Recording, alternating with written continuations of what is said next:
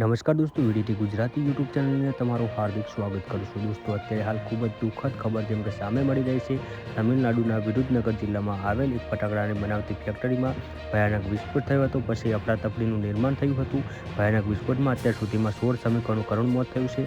ફેક્ટરીઓમાં પ્રચંડ વિસ્ફોટ બાદ એક જેમ કે મોટી દુર્ઘટના સર્જાઈ હતી, જેથી હજી પણ જેમ કે કારમાં જ નીચે લોકો ફસાયેલા હોવાની જેમ કે શંકા જેમ કે જોવા મળી રહી છે. વધુ વિગત જણાવીએ અત્યારે હાલ જેમ કે સમાચાર મળી રહ્યા છે, જેમ કે ફટાકડાની ફેક્ટરીમાં વિસ્ફોટ થયો હતો. અનેક લોકો ઘાયલ થયા હોવાના કારણે તેમને સારવાર માટે નજીકની હોસ્પિટલ ખસેડવામાં આવ્યું હોવાનું સૂત્રો દ્વારા જેમ કે જાણવા મળી રહ્યું છે. વધુ વિગત જણાવીએ જેમ કે સમાચાર તરફ તો અનેક લોકો ઘાયલ થયા હોવાના જેમ કે કારણે તેને સારવાર માટે નજીકની હોસ્પિટલમાં પણ જેમ કે ખસેડવામાં આવ્યા હતા. આ વિસ્ફોટ જેમ કે કટ્ટનપટ્ટી વિસ્તારમાં સ્થિત એક ફટાકડાની યુનિટમાં થયો હતો, જેમાં થોડીક ક્ષણોમાં 4 યુનિટ આગની ચપેટમાં આવ્યા અને બળીને ખાખ થઈ ગયા હતા, તેવું પણ જેમ કે જાણવામાં મળી રહ્યું છે.